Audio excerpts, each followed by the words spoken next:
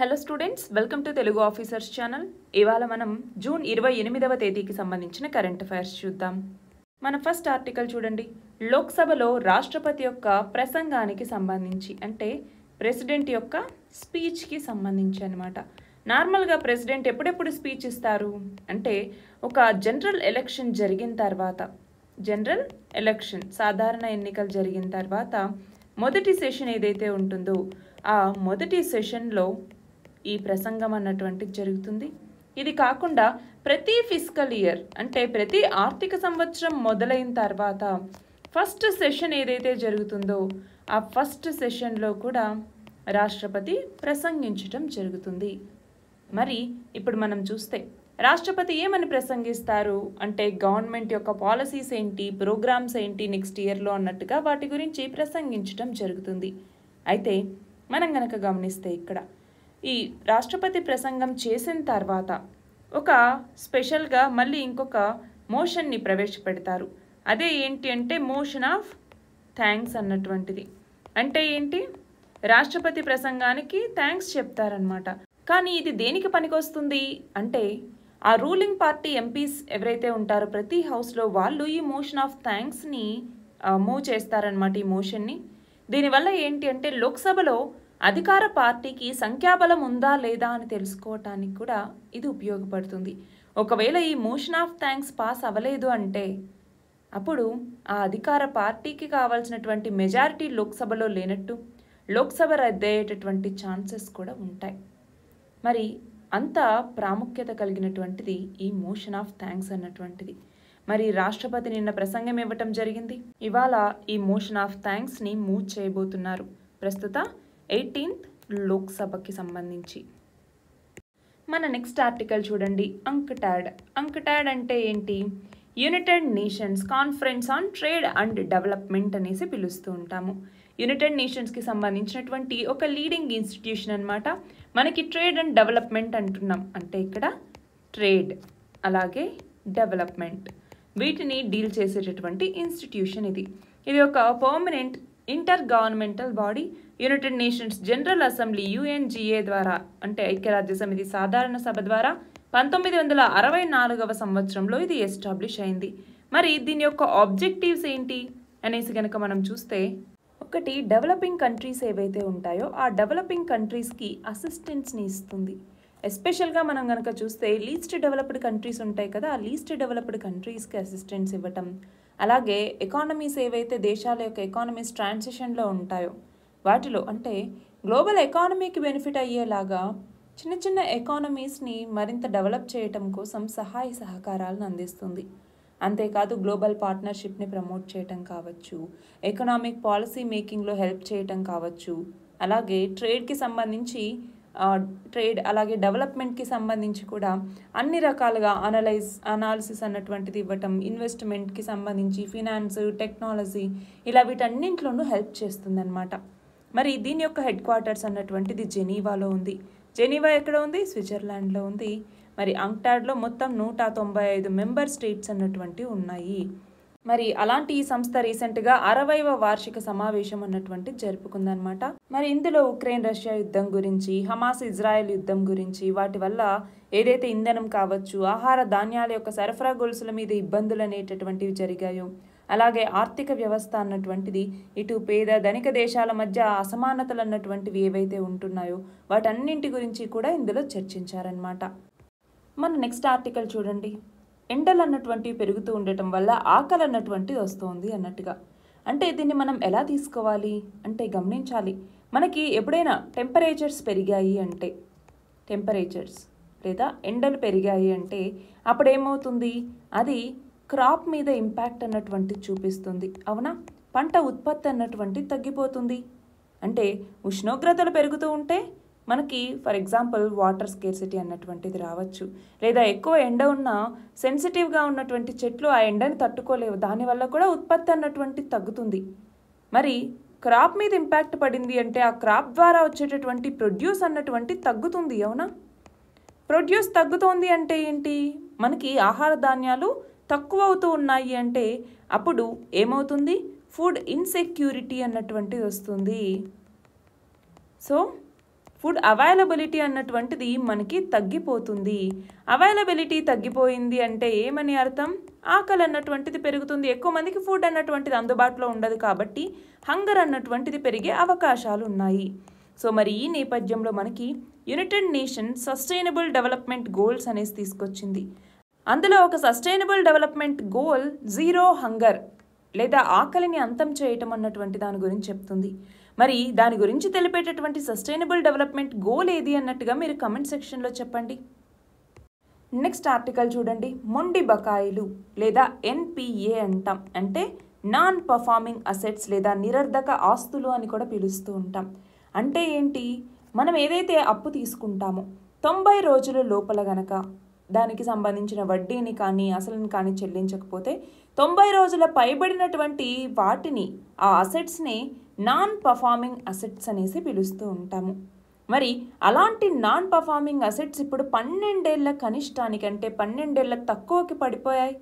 2024 మార్చికి వచ్చేసరికి కేవలం 2.8% ఇలాంటి ఎన్పిఏస్ అన్నటువంటివి ఉన్నాయి అన్నట్టుగా రిజర్వ్ బ్యాంక్ ఆఫ్ ఇండియా యొక్క ఆర్థిక స్థిరత్వ నివేదిక అన్నటువంటి చెప్తోంది. మన నెక్స్ట్ ఆర్టికల్ చూడండి. రాజ్యసభాపక్ష నేతగా జేపీ నడ్డా నియమితులయ్యారు. అంటే రాజ్యసభకి సంబంధించి అధికార పక్ష నేతగా జేపీ నడ్డా నియమితులయ్యారన్నమాట. మరి రాజ్యసభ అంటున్నాం. రాజ్యసభ లేదా పెద్దల సభ అనేసి కూడా పిలుస్తాం. ఈ రాజ్యసభలో మొత్తం ఎంతమంది సభ్యులు ఉంటారు అన్నటువంటి చెప్పండి. అయితే రాజ్యసభని ఆ సభాపతి ఎవరు అంటే చైర్మన్ ఉంటారు. అలాగే డిప్యూటీ చైర్మన్ కూడా ఉంటారు. ఎవరు రాజ్యసభకి చైర్మన్గా వ్యవహరిస్తారు అంటే వైస్ ప్రెసిడెంట్ ఎవరైతే ఉంటారో అతను రాజ్యసభకి చైర్మన్గా వ్యవహరిస్తారు. ఆయనే రాజ్యసభకి సభాధిపతిగా ఉంటారన్నమాట. మరి ఇక్కడ మనం చూస్తే రీసెంట్గా 6 ఎంపీలు రాజ్యసభకి ఎన్నికయ్యారు. వాళ్ళు ప్రమాణ స్వీకారం చేయటం జరిగింది. అంతేకాదు గత ఏడాది ఆగస్టులో రాజ్యసభ కార్యకలాపాలకు అడ్డుగా ఉన్నారన్నట్టుగా 12 మంది విపక్ష ఎంపీలని దోషులుగా తేలుస్తూ రీసెంట్గా సభా హక్కుల కమిటీ అన్నటువంటిది ఒక రిపోర్ట్ ఇచ్చింది. అంతేకాదు దోషులుగా తేలినటువంటి సభ్యులు భవిష్యత్తులో తప్పిదానికి మళ్ళీ పాల్పడకూడదు అన్నట్టుగా కూడా ఈ కమిటీ మందలించిందనమాట. నెక్స్ట్ చూడండి. బ్రాండ్ ఫైనాన్స్ ఇండియా ఒక రిపోర్ట్ ఇచ్చింది. దాని ప్రకారం భారత్లో అత్యంత విలువైనటువంటి బ్రాండ్గా టాటా గ్రూప్ అన్నటువంటిది తొలి స్థానంలో నిలిచింది. మరి గత ఏడాదితో పోలిస్తే బ్రాండ్ విలువ అన్నటువంటి 9% వృద్ధి చెందింది. అలా మనం చూస్తే ఒక $30 బిలియన్ విలువ దగ్గరికి వెళ్ళిన ఒక భారతీయ బ్రాండ్ అన్నటువంటిది ఇదే అనమాట. దాని తర్వాత 2వ స్థానంలో ఇన్ఫోసిస్ ఉంది. 3వ స్థానంలో హెచ్డిఎఫ్సి అన్నటువంటిది ఉంది. నెక్స్ట్ చూడండి. వందే భారత్ ట్రైన్ అలాగే గతిమాన్ ట్రైన్ వీటి యొక్క వేగం అన్నటువంటి తగ్గించారు. గరిష్ట వేగాన్ని 130 కిలోమీటర్లకి తగ్గించడం జరిగింది. మనం చూస్తే వందే భారత్ రైళ్లు గంటకి 160 కిలోమీటర్ల వేగంతో వెళ్తూ ఉన్నాయి. మరి వీటి వేగాన్ని ఇప్పుడు 130 కిలోమీటర్లకే తగ్గించారు. ఎందుకని అంటే రీసెంట్గా బెంగాల్లో ఒక ప్రమాదం జరిగింది. కాంచన్జంగా ఎక్స్ప్రెస్ని ఒక గూడ్స్ రైలు ఢీకొట్టినటువంటి ప్రమాదం జరిగిన నేపథ్యంలో కొంచెం స్పీడ్ అన్నటువంటి తక్కువగా ఉంటేనే బాగుంటుంది అన్నట్టుగా ఈ స్పీడ్ని తగ్గించారనమాట. నెక్స్ట్ చూడండి. నూతన నేర న్యాయ చట్టాల మీద సమాచారం కోసం సంజ్ఞాన్ అన్నటువంటి ఒక యాప్ని రైల్వే రక్షణ దళం అన్నటువంటి తీసుకురావటం జరిగింది. కొత్త న్యాయ చట్టాలేంటి? భారతీయ న్యాయ సంహిత అన్నటువంటిది, అలాగే భారతీయ నాగరిక సురక్షా సంహిత అన్నటువంటిది, అలాగే భారతీయ సాక్ష్య అధినియం అనేసి పిలుస్తూ ఉంటాం.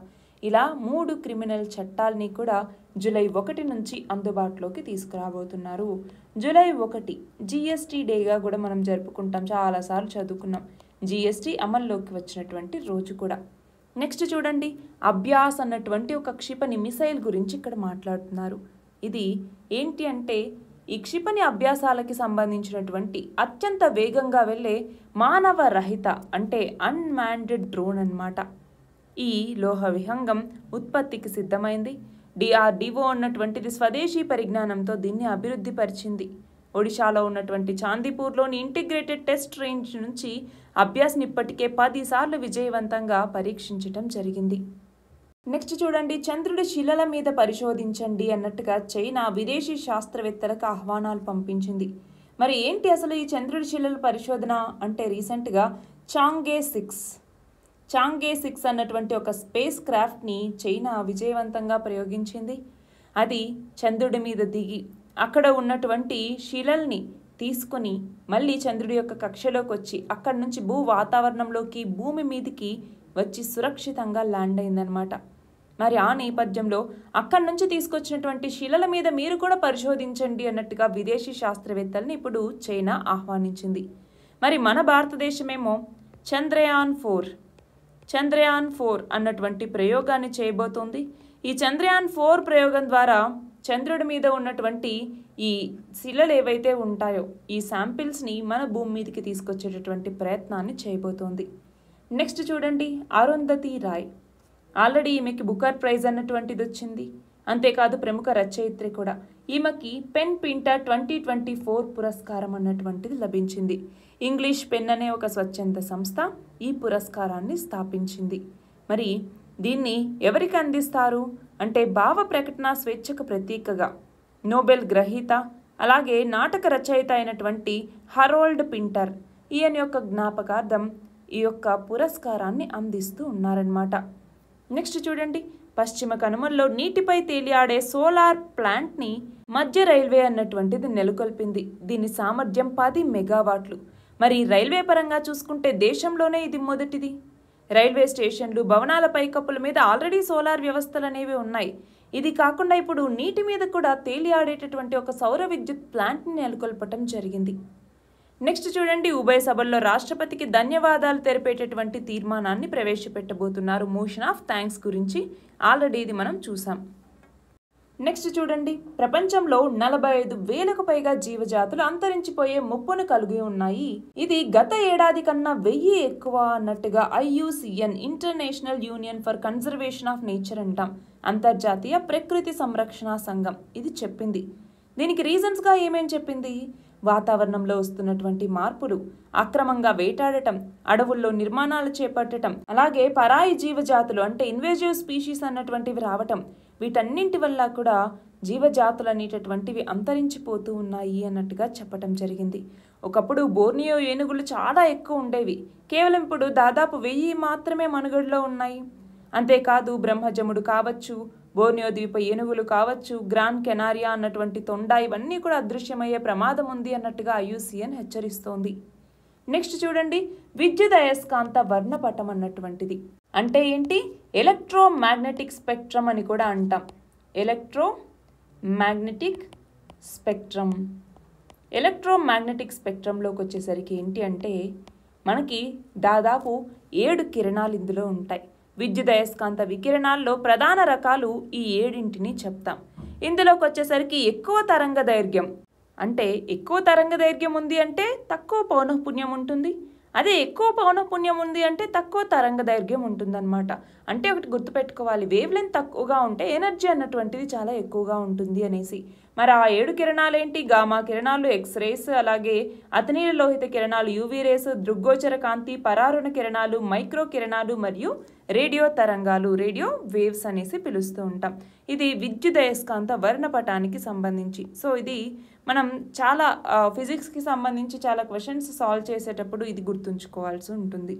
నెక్స్ట్ చూడండి, GST అప్పెలేట్ ట్రిబ్యునల్కి తొలి అధ్యక్షుడిగా రీసెంట్గా పదవీ బాధ్యతలు చేపట్టింది ఎవరు అంటే రిటైర్డ్ జస్టిస్ అయినటువంటి సంజయ్ కుమార్ మిశ్రా.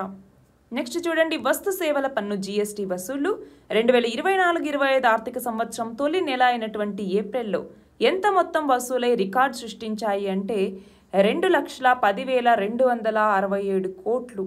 దాని తర్వాత సెకండ్ హైయెస్ట్ వచ్చేసరికి 2023 ఏప్రిల్లో 1.87 లక్షల కోట్లు. నెక్స్ట్ చూడండి, 2024 మేలో జువనైల్ జస్టిస్ అంటే బాలల నేర న్యాయ వ్యవస్థ అనే అంశం మీద అంతర్జాతీయ సదస్సును ఎక్కడ నిర్వహించారు అంటే నేపాల్ రాజధాని అయినటువంటి కాఠ్మండూలో. భారత ప్రధాన న్యాయమూర్తి ఈ సదస్సులో పాల్గొని ప్రసంగించారు కూడా. ఇవి ఇవాల్టి ఇంపార్టెంట్ ఆర్టికల్స్. PDF లింక్ డిస్క్రిప్షన్లో ఉంది, మీరు అందులో చూడొచ్చు. All the very best and thank you very much.